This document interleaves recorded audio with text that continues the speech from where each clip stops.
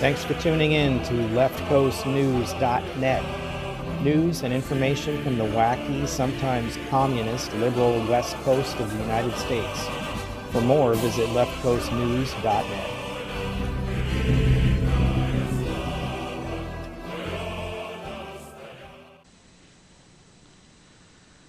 Well, welcome back to Left Coast News, your frontline report from behind the liberal barricades of the West Coast. From Washington to Oregon to California, we shine a light on the policies, corruption, incompetence, and soft on crime insanity that the mainstream media glosses over.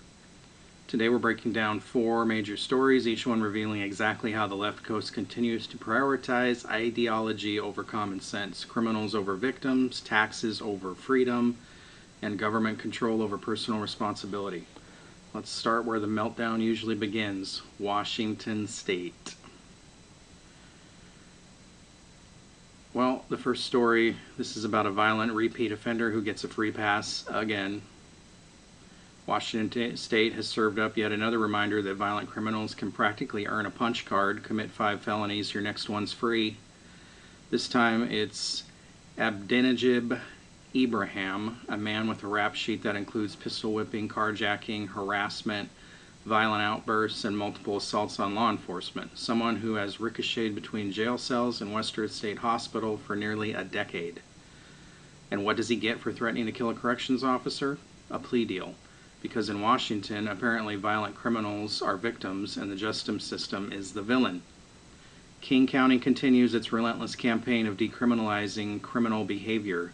They keep handing out 2nd, 3rd, 10th chances while everyday citizens deal with the consequences.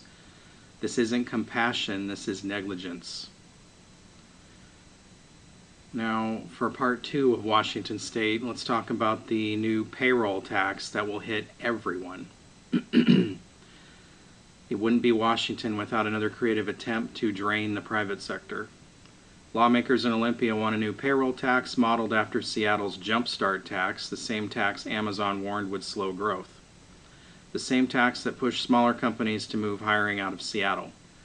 But the state wants to hit big employers statewide, supposedly to offset federal funding cuts.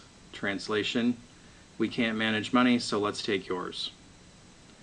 This isn't just a tax on Amazon or Microsoft, it's a tax on fewer jobs, slower hiring, reduced raises, and more remote work or relocation out of state. Washington already has some of the highest business taxes in the country, but somehow that's not enough. At some point, the people making these decisions need to learn Economics 101 or step aside. So that's Washington, where criminals roam free and businesses get stuck with the bill. Now let's slide down into Oregon, where the Attorney General is gearing up for a showdown with federal agents. Oregon's Attorney General Dan Rayfield and the DAs from the state's biggest counties just sent federal agencies a warning shot. If federal officers keep using excessive force, Oregon may prosecute them.